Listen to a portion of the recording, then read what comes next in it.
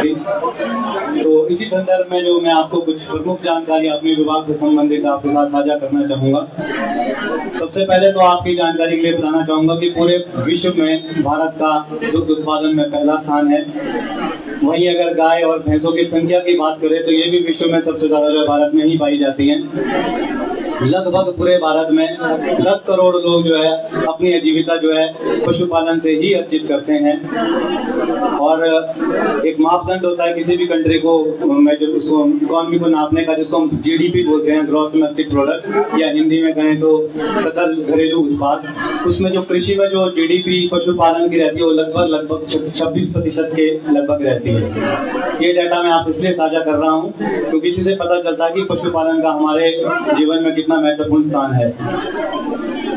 तो आज मैं आपको इस मंच के माध्यम से हमारे विभाग द्वारा चलाई जा रही कुछ ऐसी योजनाओं के बारे में बताना चाहूंगा जो न सिर्फ एक स्वरोजगार का माध्यम आज के इस बेरोजगारी के परिदृश्य में बन सकती है, बल्कि आप उसको अपनाकर उन स्कीम्स का फायदा उठाकर अपने पशुपालन को और भी सशक्त कर सकते हैं। तो इन्हीं स्कीम्स में जो सबसे पहली स्कीम है वो आजकल जो ये स्कीम चल रही है, वैसे तो हमारे विभाग द्वारा बहुत सारी स्कीम चलाई जा रही है, लेकिन मैं यहाँ सिर्फ उन स्कीम्स के बारे में बताना चाहूंगा जो आपके लिए सबसे बेनिफिशियल है। इसके बावजूद भी बहुत सारी स्कीम्स और भी हमारा विभाग द्वारा चलाई जा रही है।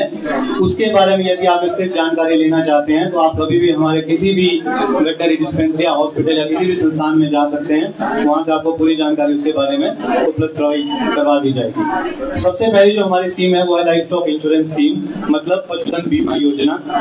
जैसा आपको विदित है, आजकल जो है बरसात का मौसम है, प्राकृतिक आपदा कहीं भी कहर ढा सकती है। और सबसे इम्पोर्टेंट यहाँ पर अभी हमारे मुंछाड़ा में भी हुआ है, कई जगह होता रहा है ये कि जो गाय है कई बार शेड बह जाता है और गाय की जो है आकस्मिक मृत्यु हो जाती है। उस कंडीशन में हम लोग जो है क्या करते हैं, राजस्व विभाग के तहत जो है एक अपने लिए कॉम्पनसेशन ढूंढते हैं, लेकिन उसमें थोड़ा सा समय भी लगता है। और क्योंकि राजस्व विभाग के पास भी ये इतना ज्यादा बजट नहीं होता है, ना ही उतना उचित मूल्य राजस्व विभाग दे पाता है, तो उससे बेटर स्कीम हमारे पास आजकल जो चल रही है वो है पशुधन बीमा योजना।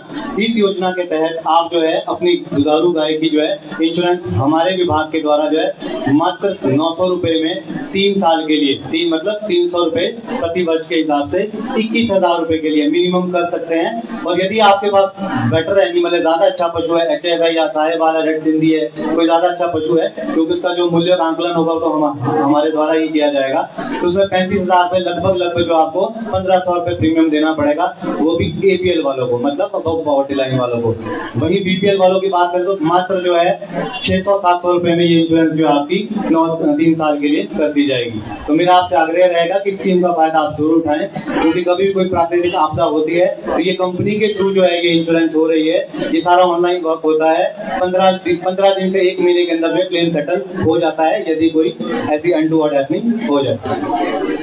दूसरी जो हमारे विभाग द्वारा स्कीम चलाई जा रही है वो है प्रेगनेंसी राशन स्कीम, जिसको हम आप लोग यहाँ रोडू में भरपूर इस स्कीम का फायदा उठाया जाता है। इसमें जो है जिसके पास भी दुधारू गाय है, और ये स्कीम जो है जनरल बीपीएल और एससी बीपीएल के लिए ही है, ये अभी हमारे पास अवेलेबल। इसमें जो है आपकी जो प्रेग्नेंट गाय है उसको जो है 3 महीने का जो फीड होती है, अब मैं फीड की बात करूं तो फीड क्या होती है थोड़ा सा इसके बारे में भी आपको बता दूं। हमारे पास यहाँ बहुत लोग आते हैं तो बोलते हैं हम फीड तो खिलाते हैं पर इससे कोई फायदा नहीं हो रहा। तो फीड सरल शब्दों में आपको बता दूं, जिस फीड में जो भी आप गाय को दे रहे हैं, अनाज, चोकर और खल बिनौले, जब ये तीनों चीज को मिक्स किया जाता है तो उसको फीड बोला जाता है। अगर आप सिर्फ चोकर दे रहे हैं तो फीड नहीं है। अगर आप सिर्फ ये अपना ये दे रहे हैं, कंसंट्रेट दे रहे हैं या खल बिनौले दे रहे हैं, ये भी फीड नहीं है। मतलब संतुलित आहार अगर देना है तो इन तीनों को मिक्स करना पड़ेगा। कितना मिक्स करना है इसकी फीड फॉर्मुलेशन की भी वो है, आप कभी हमारे पास आ सकते हैं, उसके बारे में मैं डिटेल जानकारी अभी आपको नहीं दे पाऊंगा। लेकिन जो आप फीड दे रहे हैं वो फीड आपको ये देनी है जिसमें अनाज, खल बिनौले और चोकर तीनों हो, क्योंकि हम है चाहे पशु है, प्रोटीन, कार्बोहाइड्रेट, फैट, ये तीनों चीजें जो है शरीर के लिए अत्यंत आवश्यक होती है। और जब ये तीनों चीजें आप प्रचुर मात्रा में देंगे तभी आपका पशु जो है अच्छा दूध दे पाएगा। तो इसी कड़ी में हमारे विभाग द्वारा भी बहुत अच्छी फीड आपको गोदरेज कंपनी की फीड जो है 6 बैग मतलब 50-50 किलो के 6 कट्टे जो है आपको 50% अनुदान पर दिए जाते हैं। लगभग 580 रुपए का एक बैग, जो कि बाजार में जिसकी कीमत लगभग 1200 रुपए के लगभग होती है। तो आपको 6 बैग प्रति पशु जो है वो हमारे विभाग द्वारा मुहैया करवाए जाते हैं। तो आप इस स्कीम का भी फायदा उठा सकते हैं हमारे विभाग से। एक और स्कीम हमारे विभाग द्वारा जो आजकल चलाई जा रही है वो है उत्तम पशु पुरस्कार योजना। इस योजना के तहत किसी भी पशुपालक के पास जिसके पास भी 15 लीटर से ऊपर दूध देने वाला दुधारू पशु है, उसको जो हमारे विभाग द्वारा जो 1000 रुपए का नगद पुरस्कार इनाम के तौर पर दिया जाता है। 1000 रुपए कोई बहुत ज्यादा नहीं होता, लेकिन एक तरह का प्रोत्साहन होता है ताकि आप लोग और अच्छा करें पशुपालन में। इस स्कीम का भी आप फायदा उठा सकते हैं। राष्ट्रीय गोकुल मिशन के बारे में आपने सुना होगा। इसके तहत हमारे विभाग द्वारा 2 स्कीम चलाई जा रही है। एक आपने देखा होगा पशु संजीवनी योजना, एक 1962 करके एक एम्बुलेंस रोडू में चल रही है, पशुओं की एम्बुलेंस जिसे हम कहते हैं। ये 1962 जो है टोल फ्री नंबर गवर्नमेंट द्वारा मुहैया करवाया गया है। आप इस नंबर पे कॉल करिए और ये एम्बुलेंस आपके घर द्वार पर आपके बीमार पशु का इलाज करेगी। लेकिन इस मंच के माध्यम से बड़े खेद के साथ कहना पड़ता है कि कई लोग इसका मिसयूज करते हैं। अब आप इसमें देखिए, एक एम्बुलेंस में एक डॉक्टर, एक फार्मासिस्ट, एक ड्राइवर और गाड़ी का खर्चा अलग एम्बुलेंस का। और कई लोग कॉल करते हैं जी गाय बीमार है देख के जाओ, लेकिन जब हमारा डॉक्टर वहां पे जाता है तो गाय जो है नॉर्मल बोला जी सुबह तो खा नहीं रही थी, अभी खाने लगी गाय। तो इस तरह से इसको मिसयूज ना करें, क्योंकि हम ही लोगों के लिए है और ये जो है आपातकालीन स्थिति के लिए ही बनाई गई है। अब तो इसके जीपीएस कोऑर्डिनेट से इसको किया जा रहा है ताकि थोड़ा बेटर एक्सेस मिल सके। लेकिन मेरा आपसे अनुरोध रहेगा कि इसका भरपूर फायदा उठाएं। भरपूर फायदा किस कंडीशंस में उठाएं? जैसे जो आपातकालीन स्थिति होती है, जैसे बच्चा फंस गया है, ठीक है, सबसे इंपॉर्टेंट यही होता है गाय सो रही है या गाय सोने के बाद बैठ गई या गिर गई कहीं, उन कंडीशंस में आप इसका फायदा उठाएं। तो ये जो है फ्री ऑफ कॉस्ट सर्विस है पशु संजीवनी योजना। आप टोल फ्री नंबर 1962 पे कॉल करिए और एम्बुलेंस जो आपके घर द्वार पर इलाज करके जाएगी। उसमें भी एक सर्टिफाइड डॉक्टर होगा। राष्ट्रीय गोकुल मिशन के तहत एक और स्कीम चल रही है जिसको हम एक्सेलरेटेड ब्रीड इंप्रूवमेंट प्रोग्राम बोलते हैं। इसके तहत हमारी गायों को ऐसे टीके लगाए जा रहे हैं जिससे सिर्फ बछड़ी होती है। ये सेक्स सॉर्टेड सीमन इसको बोला जाता है। मतलब ऐसा टीका जिससे 90% चांस है बछड़ी ही होगी।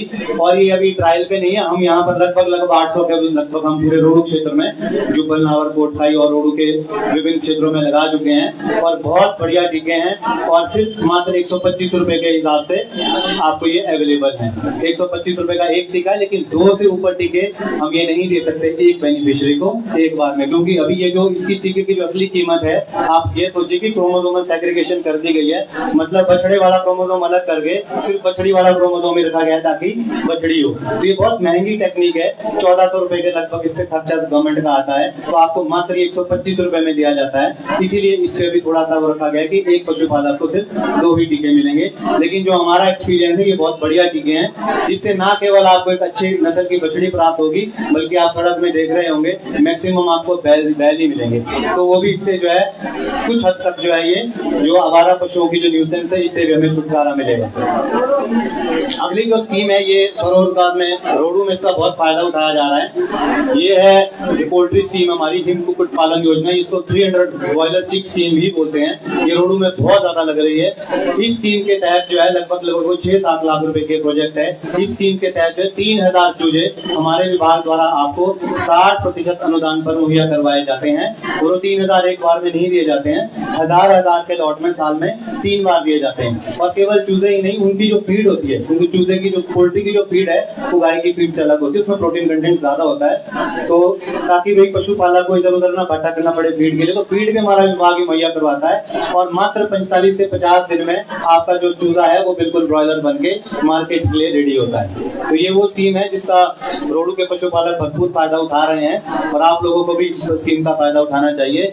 इस स्कीम में साथ में शेड बनाने का भी प्रोविजन है, जो जिसमें आपने अपने मुर्गे रखने हैं। 1000 स्क्वायर मीटर का शेड और 1000 स्क्वायर फीट का शेड और 250 स्क्वायर फुट का एक फीड स्टोरेज टैंक बनाना पड़ता है, इसमें रूम बनाना पड़ता है। उसके लिए भी हमारा विभाग 60% अनुदान देता है और 1,44,000 तक मैक्सिमम जो है लिमिट है इसकी, उतने तक आप शेड बना सकते हैं। लेकिन शेड जो है वो एक सर्टिफाइड जेई से आपको उसका प्राक्कलन बनाना पड़ेगा और उसके बाद इसका कंप्लीशन सर्टिफिकेट भी आपको लेना पड़ेगा। फिर हमारा विभाग जो है मौका करेगा, उसके बाद जो आपको शेड की पूरी सब्सिडी भी मिलेगी और आपको जो है वो मुर्गे भी दिए जाएंगे चरणबद्ध तरीके से 1000 के 3 लॉट में। एक इससे भी बड़ी स्कीम जो पूरे राष्ट्र में इस टाइम चल रही है वो नेशनल लाइवस्टॉक मिशन के तहत, वो है बकरे पालन की स्कीम। ये इतनी बड़ी स्कीम है कि मिनिमम 100 से स्टार्ट होती है। 100 बकरी 5 बकरे 10 लाख रुपए की आपको दिए जाएंगे, जिसमें आपको 50% सीधा अनुदान है। और ये सेंटर की स्कीम है, स्टेट गवर्नमेंट इसको एग्जीक्यूट करा रही है। 200 बकरे और 200 बकरी और 10 बकरे 20 लाख रुपए, 300 बकरी 30 बकरे, इस तरह तरह से 40 लाख रुपए और ये 50 लाख रुपए तक जाती है। इसमें डायरेक्ट जो है 50% का जो है आपको अनुदान दिया जा रहा है। तो मेरा आपसे अनुरोध रहेगा कि जो बेरोजगारी के इस टाइम में ये तो इतना बड़ा, अब आप मटन का तो रेट देख ही रहे होंगे, 550 रुपए लगभग इस टाइम मटन जो है बिक रहा है। तो इस स्कीम का भी आप हमारे विभाग से भरपूर फायदा उठा सकते हैं। तो ये तो थी कुछ महत्वपूर्ण योजनाएं जो हमारे विभाग द्वारा आजकल चलाई जा रही हैं। क्योंकि यहाँ पर महिलाएं बहुत बैठी हैं, इसलिए थोड़ा सा ज्यादा समय नहीं लूंगा, तो 3-4 मिनट का टाइम लूंगा।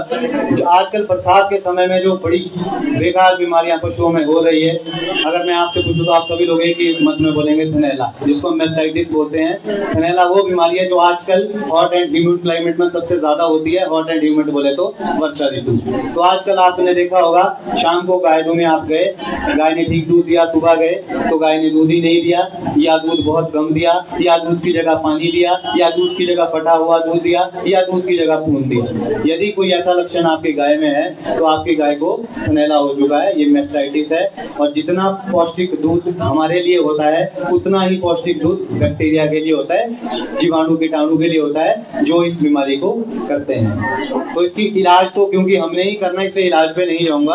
आप अपने घर पे क्या कर सकते हैं, क्या सावधानियां बरत सकते हैं जिससे कि ये बीमारी आपके पशु में ना है। बड़ा सिंपल सा इसका ट्रीटमेंट है। और जितने लोग यहाँ बैठे हैं पक्का किसी न किसी की गाय में ये हुआ होगा, और ये बहुत महंगा इलाज इसका होता है और कई बार रिजल्ट्स भी नहीं मिलते हैं, क्योंकि टीट में फाइब्रोसिस जो आती है, अडर में गांठें बन जाती है, जिसकी वजह से गाय जो है थनी खराब हो जाता है गाय का। तो आपको क्या करना है, नियमित रूप से आपको, हमने देखा है और लेडीज क्या करती है, जब गाय धोती है, गाय धोने के लिए गाय का ही दूध निकालती है और उसी से अपने हाथ को गीला करती है और फिर दूसरे थन को धोती है उससे। ये सबसे गलत प्रैक्टिस है।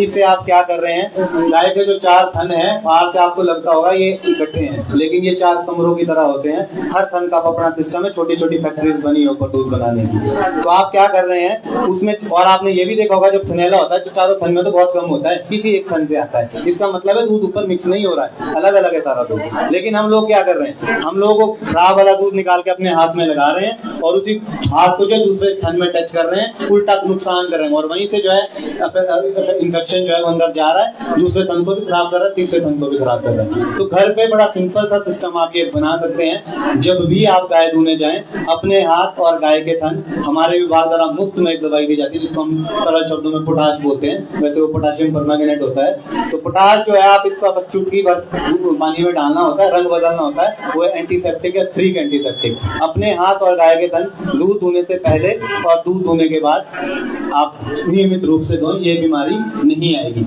एक छोटा सा काम और कर सकते हैं, जब आप गाय को धोते हैं तो जो आपने कभी ये सोचा गाय का दूध अपने आप क्यों नहीं निकलता नीचे, क्योंकि उसके थन में एक स्फिंक्टर होता है, ढक्कन होता है, जिसको हम अपने हाथ से दबाते हैं और वो नीचे आ जाता है। लेकिन एक ऐसा मैकेनिज्म बना है कि गाय को जब हम दूध देते हैं तो 15 मिनट तक वो जो ढक्कन होता है वो खुला रहता है। उन 15 मिनट में अगर गाय बैठ गई, नीचे क्या है, नीचे तो गोबर और गौमूत्र, वो उसमें लग गया तो ऑब्वियसली इन्फेक्शन तो होगा ही होगा। तो ऐसा क्या करें कि गाय को खड़ा ही रखें ताकि गाय ना बैठे, अब उसको जाग तो सकते नहीं हम, है ना। तो बेस्ट तरीका जो बुजुर्ग लोग करते थे वो थे गाय को जो है घास और चोकर जो तभी देना चाहिए जब उसको दूध दे, ताकि उसका वो टाइम निकल जाए और वो ढक्कन जो है बंद हो जाए और इन्फेक्शन से आप बच सकते हैं। ये बड़ा सिंपल सा टेक्निक है और बहुत कारगर सिद्ध रहेगी। मेरे अकॉर्डिंग अगर आप छोटे छोटे नुस्खे अपनाएंगे तो निश्चित रूप से आपको इसका लाभ होगा।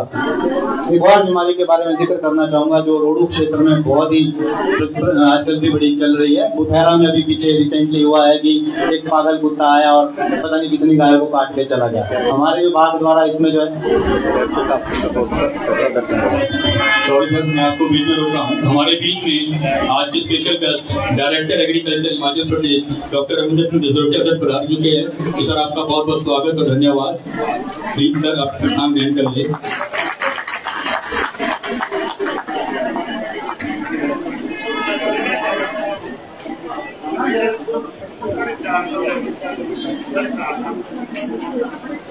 मैं कृषि विभाग के निदेशक डॉक्टर जसरोटिया जी का भी हार्दिक स्वागत करता हूं।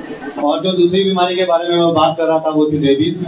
पूरे विश्व में, और विश्व की क्या बात करें, भारत में प्रति वर्ष लगभग 20,000 लोग जो है इस बीमारी से मर जाते हैं। जी हाँ, 20,000 लोग। ये ऐसी बीमारी है जो पशुओं से इंसान में आती है और मैक्सिमम जो है कुत्ते से आती है। लेकिन इसका ये मतलब कहीं नहीं कि कुत्ते को आप जहाँ भी देखें इसको कोई ना करें, ठीक है। हर उसको अपने जीने का अधिकार है। इसके लिए आप अपने लेवल पे क्या कर सकते हैं, रेबीज जब भी होती है, मान लीजिए किसी रेबिड कुत्ते ने, कई बार तो क्या होता है हमारे पास पास लेडीज आती है और बोलती है कि जी गाय को कुत्ते ने, किसी को आवारा कुत्ते ने काट लिया, पता नहीं पागल था कि नहीं। तो एक बड़ा सिंपल सा सिस्टम इसको समझने का, वो पागल था कि नहीं इसका पता इसी बात से लग जाता है। अपने आस पड़ोस में आप पूछिए और आप सबसे पूछिए कि तुम्हारे भी किसी आदमी को या जानवर को काटा तो नहीं है। अगर मल्टीपल बाइट्स हुए हैं, बहुत जगह काटा गया है, तो पूरे चांस है कि वो कुत्ता पागल था। लेकिन अगर एक ही जगह काटा है तो हो सकता है वो ना भी हो।